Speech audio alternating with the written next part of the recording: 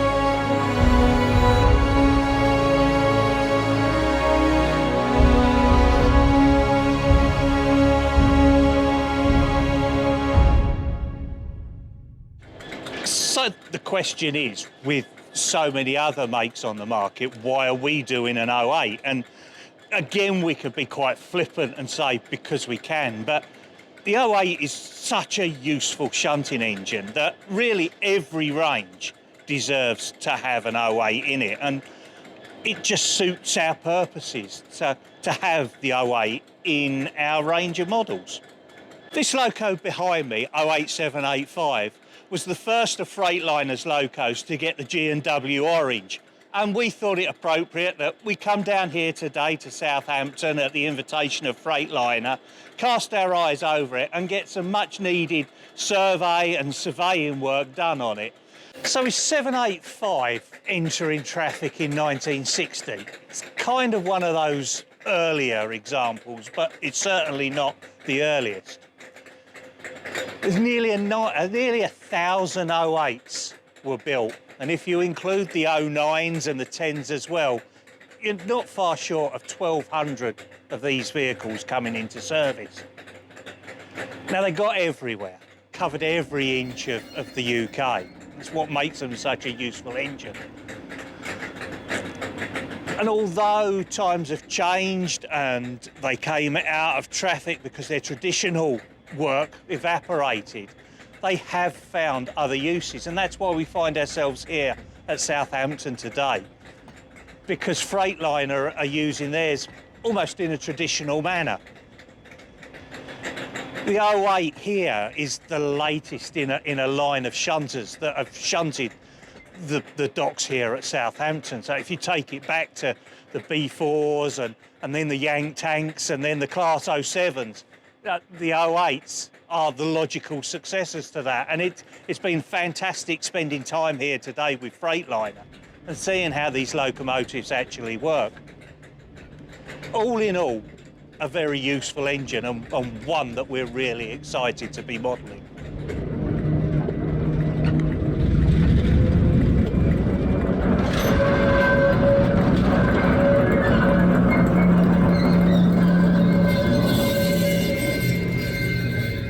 So what does building the 08 the Accurascale way mean?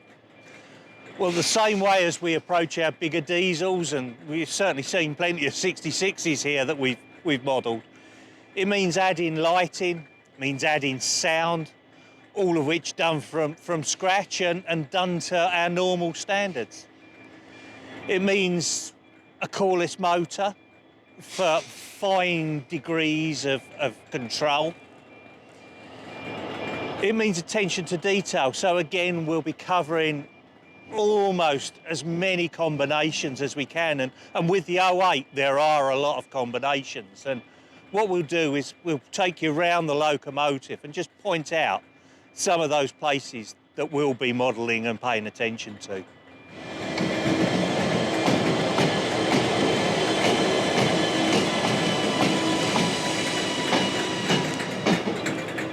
So what are the main points that we're going to be looking at? Well, lighting is obviously one of them, and 785 here has got high intensity lighting, and you'll notice that all the normal marker lights have been removed. So it's just one of the things that I need to be paying attention to and that we'll be covering. So more modern ones will have the high intensity lights. The older models will have the marker lights in all of the combinations, and there's a lot of combinations. So we come through, the cab will be removable so you can access the interior of the cab. The doors will be freely opening but not sprung, because obviously in operations they're open. Does mean that we can't have a magnetic roof on the cab, but we're making sure that it's easily removable so you can gain access to add your 3D figures to it. So we come down into the business end, and the engine will have a coreless motor in there mounted. It'll be the same, if you like, mechanical spec as the pannier and as the butt jumper. It's proved successful, so why change a successful thing? The roof will be accessible. We've got a panel up here that you can see where it lifts off, and that's perfect for accessing DCC decoder on the PCB. So as we come round here to the business end, speaker will be mounted up here behind the radiator. It's the perfect place to do it. Got various places for the sound to emanate. The coreless motor with a die-cast chassis will give it plenty of traction. And with just a top speed of around 20-25 mile an hour, it'll be geared appropriately so that all the torque and all the traction is in there. The stay alive will help. That'll help as it goes through points and operates in the proper shunting configuration. But we're not just producing a new model of an 08. We're going beyond that to produce a version not seen in a ready-to-run model before. But to do that, we need to leave Southampton docks and head up to North Yorkshire.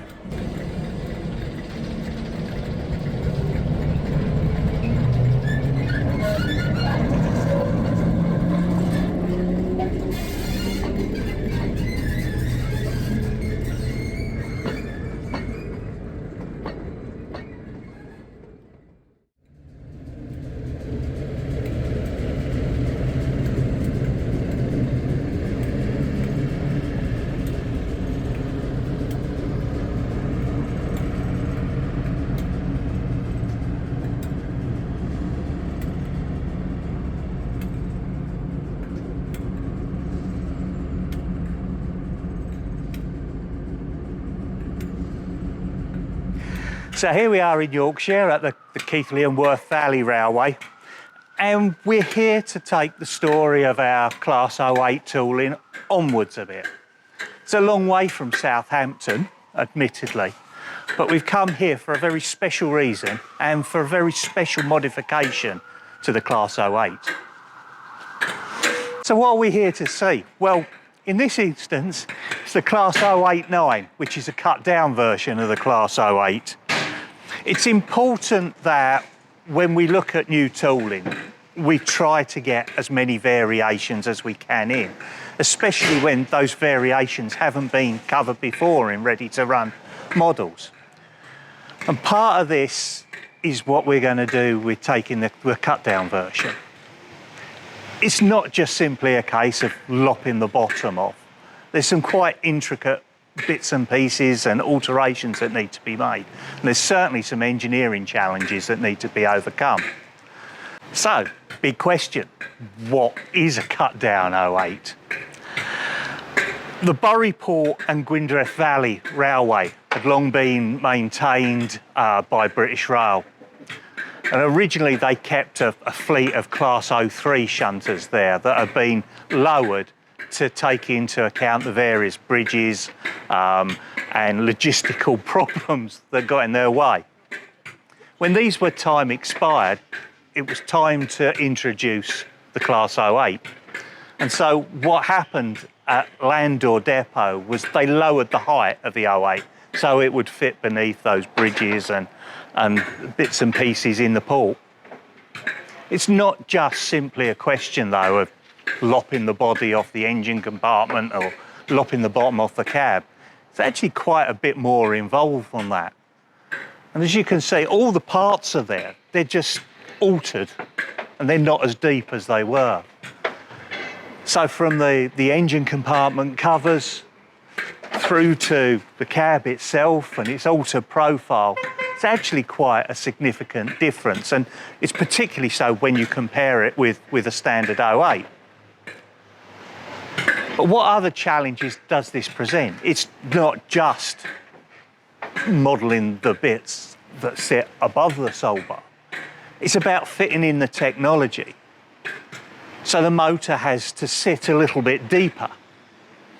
The speakers have to be adjusted so that they work with the lower height. The electrical, the DCC gubbins and the chip has to sit lower. And it makes it quite compact. It's easy going from this to the ordinary 08, but you can't go from an ordinary 08 to this, which is one of the reasons that we decided that it's essential for us to tool this model up at the same time as we're doing our full range of 08s. 5 of these locomotives were converted at Landor, and they carried a range of liveries from BR Blue with the arrows, plain BR Blue, into rail freight and rail freight coal sector. And then when Buryport itself was finished around 96, the remaining 3 went into service with EWS and then carried the red and gold of EWS. So what we have are 5 locomotives that carry a range of liveries with differences between them all. The first 2 were vacuum brake only, with the 3rd example being dual braked. And then the final versions being air braked as well. And that's why the final 3 outlasted the first 2. First 2 went quite quickly out of service, but the final 3 carried on in service. And what we see here today is one of the survivors. The good thing is that when they went into service with EWS, that they got across the whole country. So they weren't just limited to the Welsh Valleys and the Buryport Railway. So we've got these appearing in places as far apart as Doncaster and Westbury. It's a proper Rule 1 engine for all those industrial uses and needs and modelling engines that you could possibly want to include. And we felt it's almost worth doing a tooling suite on its own for these locos, let alone incorporate them as part of a larger suite of Class 08s. The 089s have never been made before in ready-to-run form, so that brings something new to the market. We've also got another couple of elements to add in. Again, models that haven't been featured in the ready-to-run market again. And, well, no, we'll tell you about those at another point. I think this is enough surprises for the moment.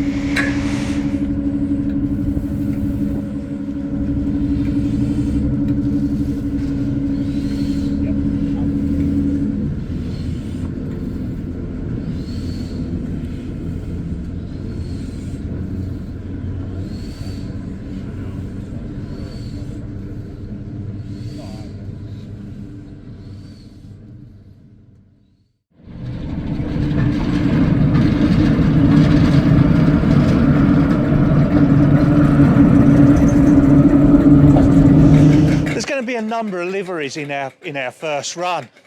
Some of these are still being finalised, but we're looking at the original black, into BR green, the introduction of wasp stripes, banger blue because it's always popular.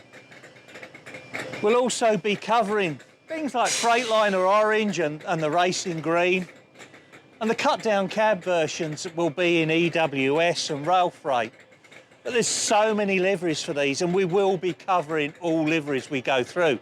Now, by that nature, we're not going to be waiting sort of 2 years between runs. There's not just going to be a couple in each run. We're looking at a constant churn of different liveries and of different build combinations as well. So it's been a great day here at Southampton, and all thanks to Freightliner, who bent over backwards to accommodate us with sound recording, with video, with access to everything that's going on here. It's been an education and we've learnt a lot today. So our 08s are available direct from us as well as our retail partners, and all the information you need is down in the comments and the links that you need to purchase and pre-order. So, we finished here, or have we? Let's go and see what else we can find to do.